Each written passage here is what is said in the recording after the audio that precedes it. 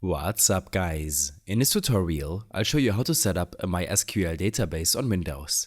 Installing MySQL locally is crucial if you're a developer working on database-driven applications, or if you want to test and experiment with SQL queries. First, let's begin by downloading MySQL. Open up your preferred browser and head to mysql.com. Once you're there, navigate to the download section, which you'll find at the top of the page. Next, scroll down until you see MySQL Community Downloads and click on it. From there, you'll be able to access the installer for Windows. Find the MySQL Installer for Windows option and click on it. You will see two versions of the installer available. One is a smaller setup file, and the other is a complete package. Download the second option, which is the full package. This version contains everything you'll need, including MySQL Server, MySQL Workbench, and MySQL Shell. Once you've clicked on the full package, you'll be prompted to either log in or skip the sign-up process. Simply click "No thanks, just start my download" to bypass the sign-up. The download should begin, and once it's finished, locate the installer in your Downloads folder. Right-click the installer file and select Open to begin the installation process.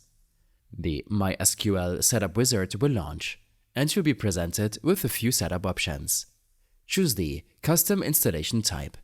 This allows you to select exactly which components of MySQL you want to install, which is useful if you don't need everything. Now, in the Custom Setup window, you will see a list of available MySQL products. First, locate MySQL Server in the list and drag it to the right to include it in the installation. This is the core component of MySQL that will allow you to create and manage databases. Next, find MySQL Workbench, which is a graphical user interface that simplifies creating and managing databases. Drag that over as well. Lastly, add MySQL Shell, a command line tool used to interact with MySQL. Once these three items are selected, click Next to continue with the installation. Click Execute to begin installing the selected components. The installer will now run through each component one by one. Once it's complete, click Next to move on to configuring MySQL.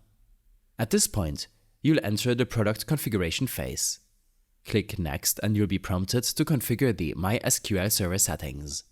Leave the port number as 3306, which is the default port for MySQL, and click Next again. When you're asked to choose an authentication method, stick with the recommended strong password option. Now, it's time to set the root password. The root user is essentially the administrator of your MySQL server, and you'll need to set a secure password for this account. Enter a strong password and click on Next. The next screen will ask about Windows Server settings. You can leave these as the default, which allows MySQL to run automatically as a service on your computer.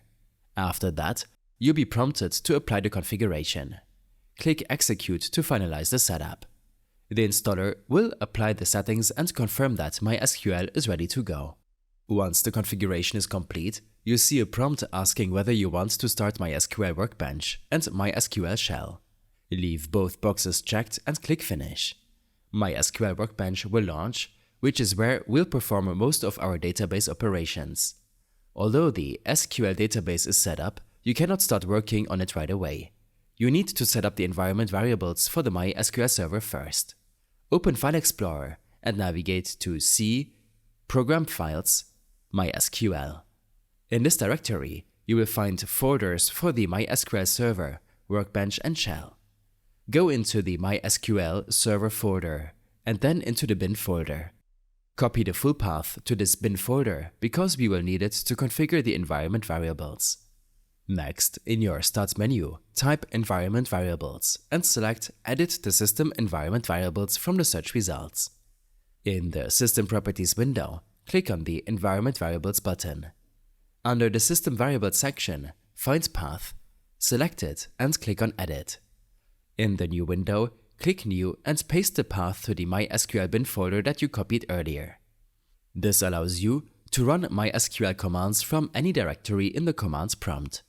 Once you've added the path, click OK to close all the windows and save the changes. Now that the environment variables are set, let's verify the installation. Open the commands prompt by typing cmd in the Start menu search bar and pressing Enter. In your commands prompt, use the command mysql --version to check the installed MySQL version. If the installation was successful, you should see the current MySQL version displayed, confirming that MySQL server is installed correctly. Now, let's start the MySQL server and log in using the root user. In the commands prompt, type mysql -u root-p. After pressing Enter, you'll be prompted to enter the root password you set during the installation process. Once you've entered the password, you'll be logged in to the MySQL command line interface. To confirm that the server is running correctly, let's list the default databases that come with MySQL. Use the command show databases. Press Enter, and you should see a list of default databases provided by MySQL. All commands will be listed in the video description. These databases are part of the system and are used for various administrative tasks. Let's create a new database to test everything out. Type the following command, replacing mydatabase with whatever name you'd like to use. Create database mydatabase. Press Enter, and if you see a message that says one row affected, it means that the database was successfully created. You can verify this by typing show databases. Now, you should see your newly created database listed along with the default ones.